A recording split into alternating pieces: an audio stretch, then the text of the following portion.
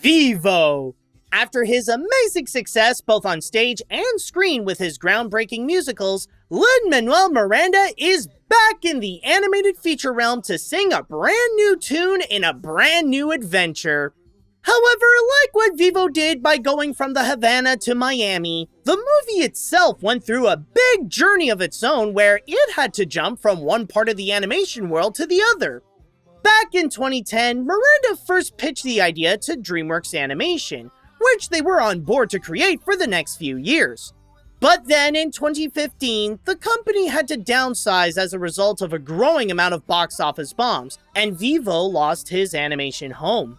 But not all hope was lost, as he moved to Sony Pictures Animation a year later and gained some prominent figures in the industry to help the Kinkajou out, like The Croods director Kirk D'Amico, Zootopia director Rich Moore joining the producing team, and getting an extra hand from cinematography legend Roger Deakins. And together, they made Vivo ready to make some unforgettable music on the big screen. Then the pandemic happened, which royally messed up Sony Pictures' schedule, which led them to sell the movie away to Netflix and have both companies to virtually neglect the feature in terms of advertising.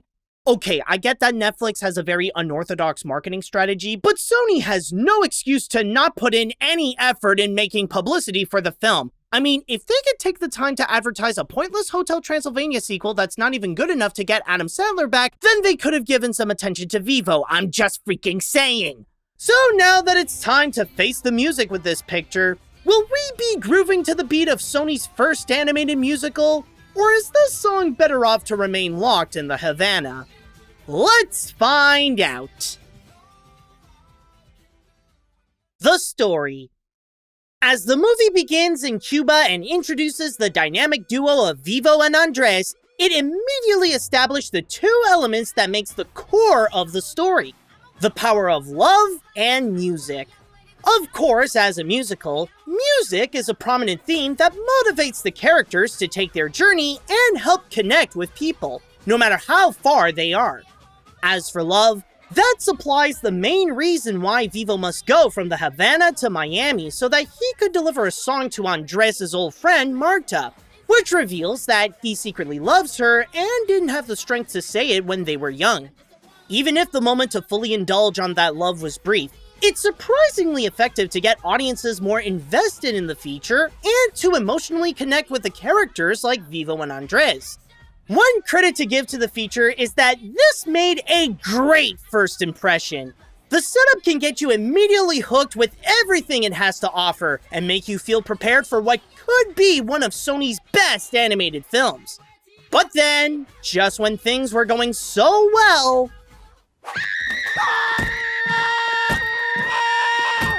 right at the moment when Gabby enters the picture, that's when it trips on its own feet and the spectacle gets mostly washed off.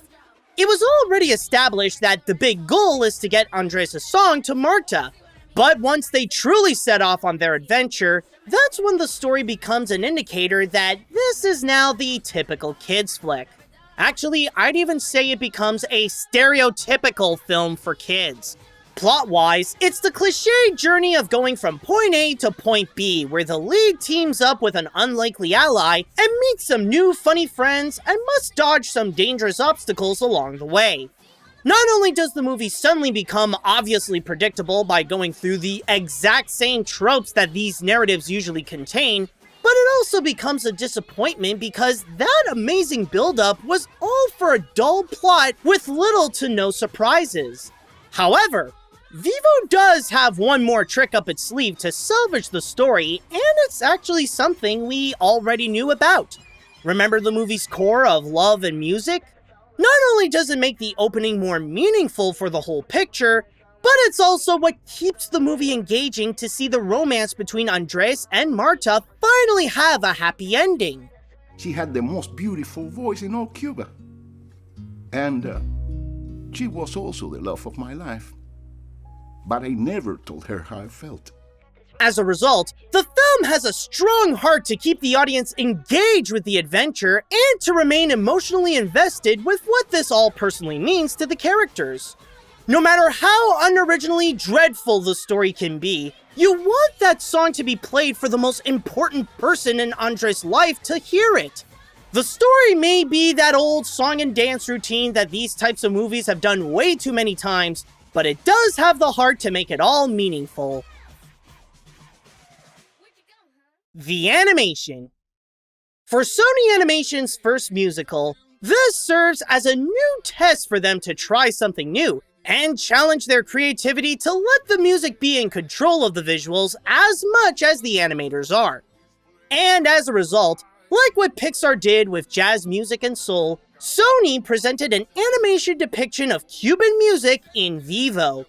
As much as its heart, the animation is another great strength to keep viewers motivated to watch, and for their attention, they get treated with a stylized delight.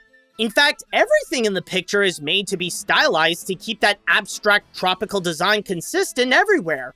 Almost like paying tribute to the artwork done in retro Latin records from the 1950s and 60s.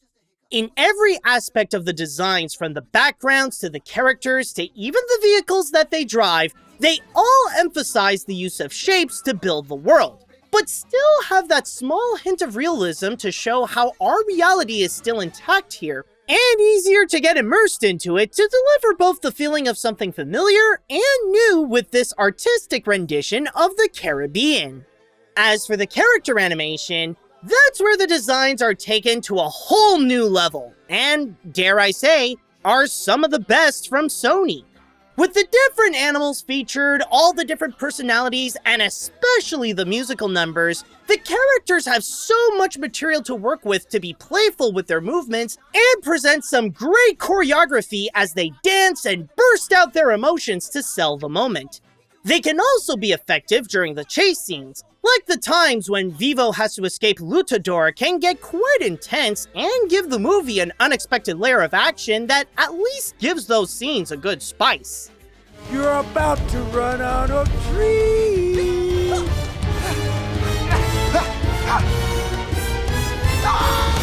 Also, just to go back to the musical numbers, yes, the animation does play a big role in making them the standout moments of the film, especially when the most creativity is let out during those times.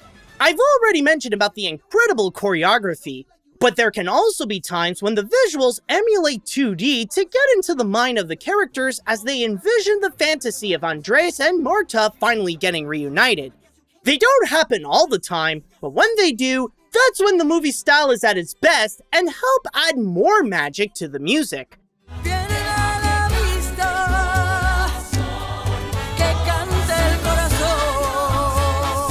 As much as good music can be very pleasing to the ears, the animation of Vivo with its strong designs, great use of colors, and amazing choreography is what makes this best described as visual music. The characters. Sometimes the music can only be as good as those who play them, and in the case of this movie, it honestly depends how you view them. On one hand, due to the film's mostly bland story, the characters are also written in a very generic way, fitting themselves into one of the many overstuffed tropes.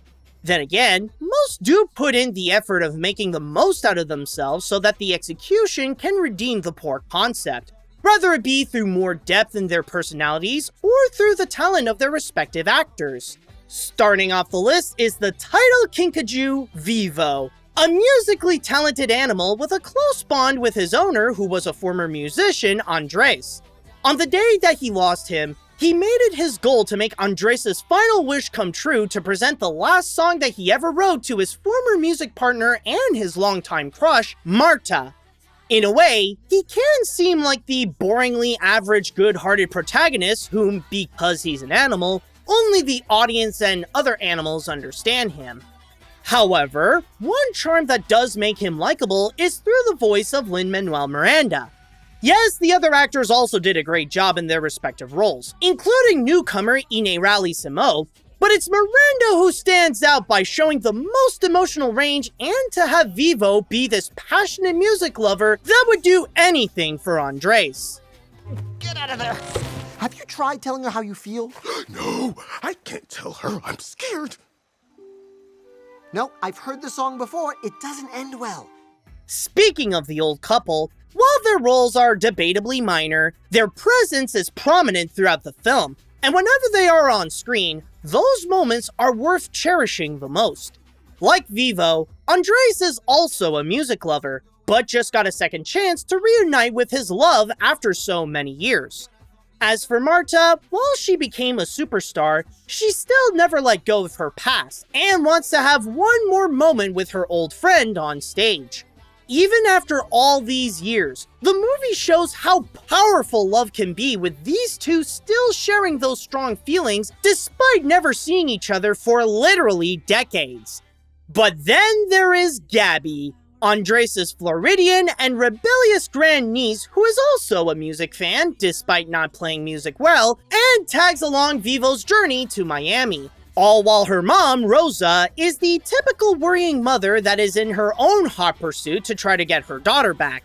For the most part, she's kind of like Johnny from the Hotel Transylvania films, where she almost single-handedly ruins the entire feature, and I've considered a lot if the movie would have been better off without her. She's meant to be the comic relief as much as Vivo's main help to supply most of the humor. But like her music skills, she always misses her mark, her moment comes up at the most inappropriate times, and they are more frustrating than actually enjoyable. Granted, there are a few redeemable qualities about her, like her voice acting and her motive to help Vivo out that does give her some heart, but there's an obvious difference between the times when Vivo's with Andres and when he's with Gabby. Whoa, Vivo, we're so in sync! It's like a mind meld.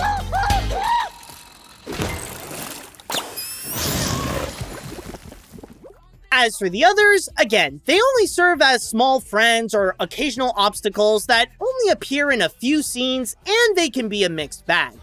There are some that can be cool and feel like a great threat, like the monstrous green anaconda Lutador, some that I can imagine people will either love or hate, like the goofy spoonbills, Don Carino and Valentina, and some that can be completely obnoxious and make the experience feel annoying, like the Girl Scouts. I'll admit, not all of these characters are enjoyable. In fact, I don't think highly about half of them. But there are still some good qualities in the cast that do provide their own charm for the adventure. The songs. In a way, there is a case of life imitating art with Vivo, because Lin-Manuel Miranda had written these songs for over a decade and had to go through this long journey to have them be heard. Vivo has been a passion project of mine for many years. I began working on the songs back in 2009, but delays happened, as they often do. And once the time came to put the project back on track, Chiara Alegria Hudes and Kirk D'Amico were attached to write, and the film took flight. And after all these years, those songs finally have a home on Netflix for the public to listen to. And if there is any reason to watch this film, it's to listen to the music as it is intended to be. Of course, as a musical where music plays a pivotal role in the picture, the movie does everything it can to make those moments the true highlights to deliver an unforgettable experience with each of them. In a way, they can go either in the direction of the traditional Cuban music or Miranda's modern musical style. The more traditional songs are mostly provided by Andres and Marta, who have their own Cuban flair when they sing Mambo Cabana and Inside Your Heart. I won't let go, that's how you know you've reached the Mambo Cabana. And this fear that keeps me by the door shouldn't interfere with you wanting more. Then there are some modern tunes that heavily utilizes Miranda's signature fast-talking raps like My Own Drum and Running Out of Time. I had a violin, but I wrecked the rental. I play the tambourine, and I'm never gentle. See what I mean? That was accidental, but now that we're a team, we'll be instrumental. When I thought we were done for, my new friend gave us an encore. Let's reach the shore of this Miami town. And then there are the alternatives that don't fit in either category, but set up their own mood and their own style that is specifically crafted for the character singing, which is mostly Vivo, like One More Song, Keep the Beat, and Love's Gonna Pick You Up. Or they fit in both of those categories, like with One of a Kind. All I have left is one request. One more song, just one more. Give us an encore, don't go away.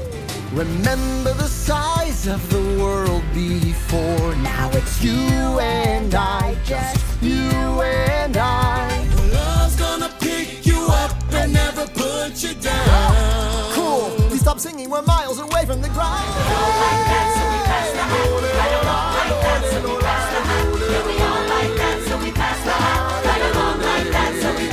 Technically, many of these songs fit in a variety of different genres. However, what's great about this soundtrack is that they all feel like they can belong together.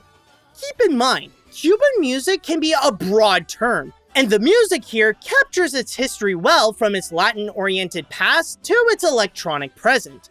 In a way, it's a love letter to the country's music, and while the theme itself does a great job to capture that, it's the songs that are a true celebration of it that can take even the blandest scenes and turn them into unforgettable animated moments.